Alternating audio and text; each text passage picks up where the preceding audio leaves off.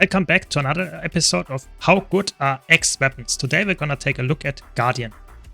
Guardian is very interesting. They have a lot of weapons actually in their arsenal and a lot of them are actually really good. We're gonna take a look at all of them and want to analyze how well they are scaling with power, condition, hybrid, whatever, and analyze in which builds they are very fun and very good to play, which weapons are not that good.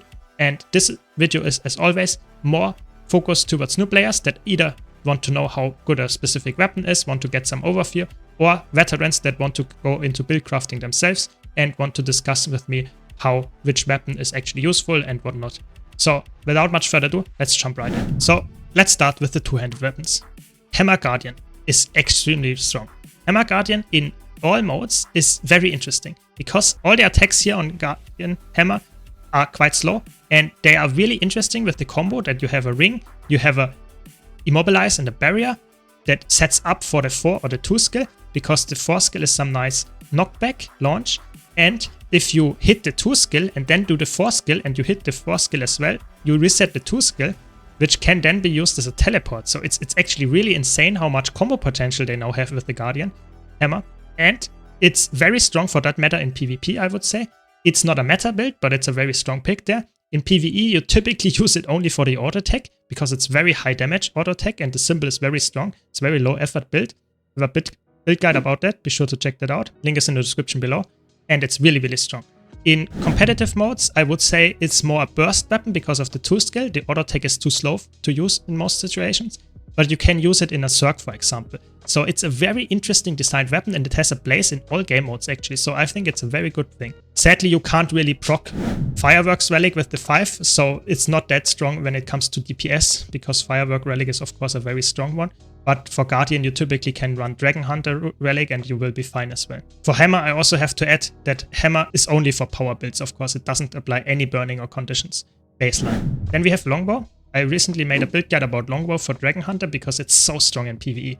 It is a very strong weapon. It has some nice range damage, it has a nice symbol, it has some very nice CC as well on it, it has a deflect. It's really, really strong, it's a really good kit, and it's also really fun. It's really the classical Dragon Hunter gameplay from Heart of Thorns. I really like the design of Longbow. I would say in competitive modes, Longbow can be really good in a lot of situations in a Zerg, even in PvP it can be really good. It's not a meta pick for the most part, just because in PvE it's a very nice DPS. In PvP, in World vs. World, it can be deflected or reflected, so you will be a little bit lackluster on that department, but you can still get some really nice montage moments if you hit a true shot or if you're caging enemies with the Hunter Sword. So I would say it's in a good spot as well. So overall, I would say a very nice ranged power option. Then we have Greatsword. Greatsword, very, very classical weapon for Guardian. Very nice world finishers and heavy damage if you stand inside the enemy. In PvE, it has some nice healing and leap finishers, a lot of resolution and symbol access, also a lot of damage. It's the most damaging power weapon, I would say, for the most part. It's always in a power build in PvE. Has some nice CC with the 5 skill as well. Just overloaded kit. Really, really good. Since release, really good kit.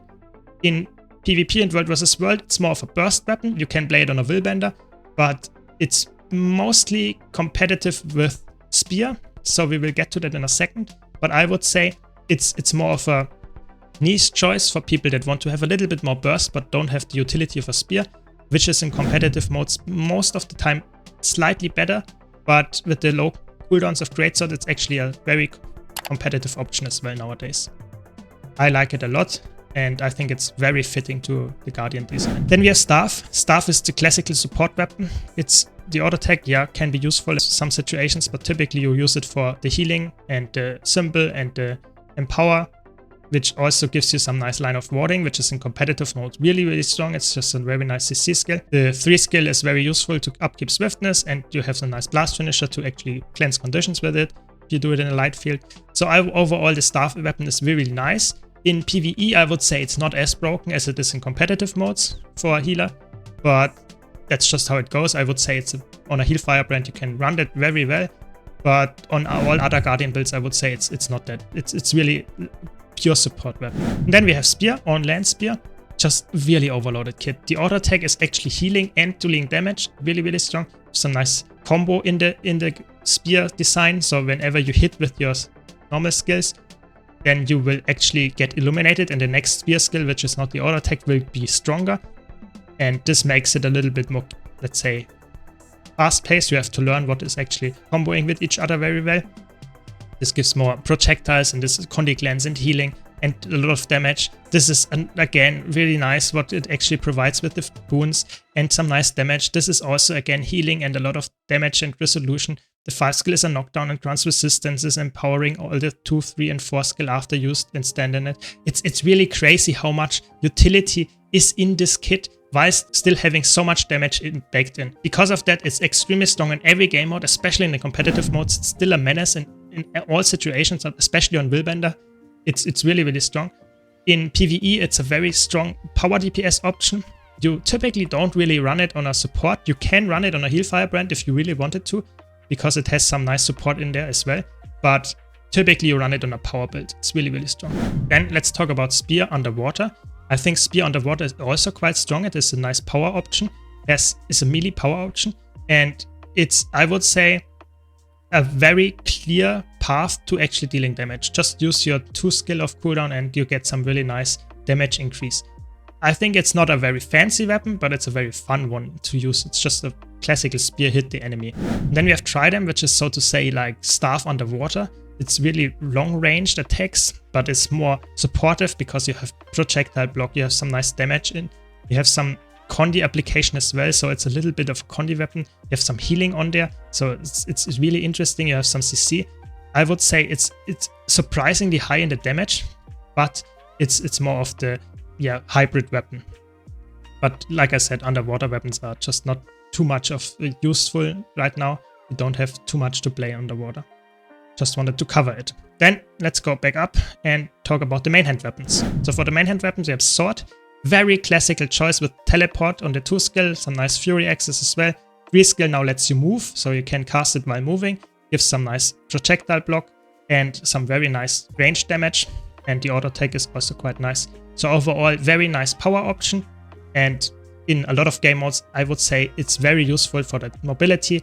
And especially in competitive modes, the projectile block can be really helpful as well. Just a very straightforward power option. Then we have X. X is interesting. You can run it on a power build, but it's more Condi favored. And also a little bit of support. On the healing firebrand, you can use it to upkeep Fury. And you have some nice pull that can be really helpful in the competitive modes as well. Other than that, it's very useful on Condi builds, especially if you run the firebrand trait to empower it. I would say it's an interesting designed weapon. It is a little bit more niche than a lot of other weapons because you have to understand how the kit works and when it's useful and when not. But it's, again, like typical Guardian style, a very strong power option as well. Not as strong as a sword, I would say, but can be useful as well. It's a very clearly hybrid scaling weapon. Then we have Mace. Mace is on very clear designed what it is. It's not a power weapon, it's not a Condi weapon, it's a clear support weapon. It is very supportive because the last hit is actually applying some healing as well.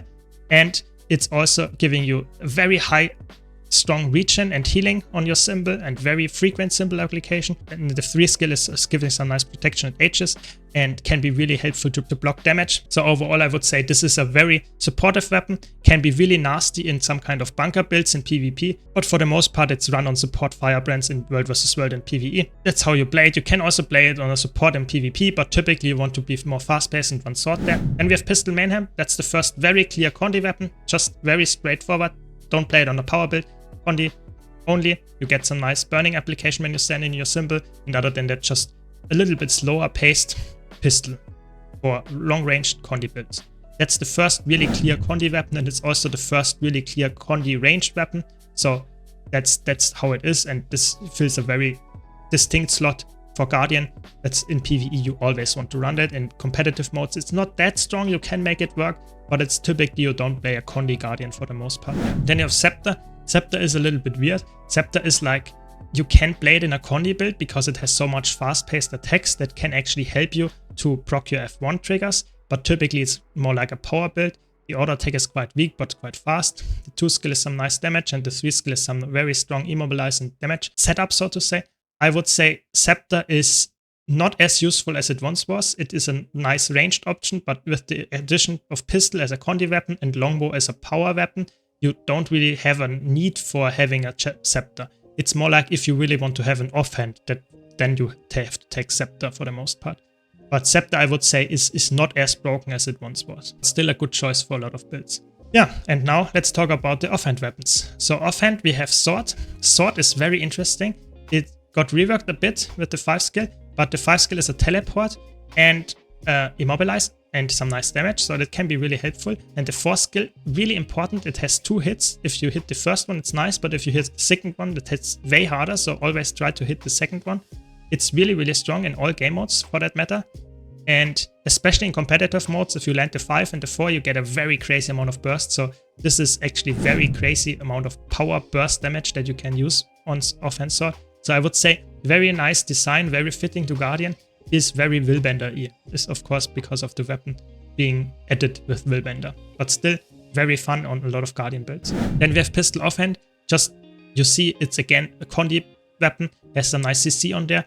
And it's very important that you run it probably with the Mainhand pistol, just how it works, because the 4 skill applies some conditions, but it's way better if you use the 3 skill with the pistol as well to get more burning procs. Overall, it's a Condi weapon, very strong in PvE. In competitive modes, I would say a little bit lackluster, very aggressive. Can be used in some kind of Condi builds there, but typically Condi Guardian is not really a thing. You can play it, of course, it's not bad, but it's not a meta build for sure. You can use it on some nasty bunker builds in PvP or decap Condi builds, but typically it's more like, yeah, you play it as a PvE Condi weapon. Very good there. Also on hybrid builds, very useful, like Celestial builds. Then you have Offhand Focus. That's a little bit sad. It's one of the weapons that got a little bit power crap. You don't use it in any game modes, I would say, anymore, really. You have some nice block, but it's only 3 blocks, and then it explodes when it ends. It does some damage. It's a blast finisher when you cast it. It's instant cast. It's really nice, but it's not worth it to actually pick over any other weapon for the most part. The 4 skill is some nice damage from 1200 range, but it's not insane amount damage, and that's why you typically don't take it on any build. But it would be a power weapon that is fast hitting, so you can also use it on some kind of Condi application from the F1, but it's just a little bit of power crept, I would say. And then we have Torch Offhand, very clear Condi weapon, unblockable burning application, very hard hitting, especially when you have the traits for it. Just very crazy amount of burning application. The 5 skill is actually quite bad because it only applies burning at the last hit. So I typically don't really use it in a Condi build. Only if you have to, if nothing else is up. And it also cleanses Condis from your allies, so it's a little bit of support as well. It's typically you run it for the 4 skill. The 5 skill is just there, you don't run it. I think this 5 skill should be reworked a bit. I think it's too weird. It has a nice roleplay aspect, I get that, but I feel like the weapon itself doesn't really fit it. It's more of a support skill on a Condi weapon. I think that's not how it should. Then we have Shield Offhand as last weapon. Shield Offhand is clearly support weapon. You can run it on some kind of bunker in World vs. World in PvP, but it's really nice protection, H's, and some nice knockback and healing and projectile deny. Just very useful overall. That's why you typically don't run focus. It's just, you always shield is in all situations actually better, I would say. Just some very nice healing on a healing firebrand, on a bunker build. It's a very nice protection and knockbacks and stuff. Just overall very useful, and you would always run it on some kind of tanky and healing build. I think overall you can also put it in a Condi or power build, doesn't matter because the weapon is more there for the support and defensive potential. Overall I would say Guardian has very nice weapons, very good coverage. It's quite lackluster when it comes to Condi weapons in terms of spread. You always are forced into 1 or 2 weapons, but I think that's the design of Guardian, because Guardian doesn't really have access to a lot of Condis in general. It's just burning, and you can make any weapon actually on Guardian work in a Condi build, because you have the F1 skill that gives you a lot of burning access. But typically you play Guardian either full Condi burning with pistol and X, for example, or you play it as a full power build. That's how it's played, and I think that's quite nice for new players, that it's quite straightforward how you play Guardian. And a lot of other weapons on other classes are actually way harder to understand because they are so weird, but here it's quite clear which is the design direction for each weapon. Let me know your comments and your takes in the comments. I hope you enjoyed this video. If you did, be sure to leave a like and subscribe for more content like this. Thanks to all my supporters on YouTube, Twitch and Patreon. Thanks Steamer, thanks Malice, thanks Lane, and I hope to see you all in the next video.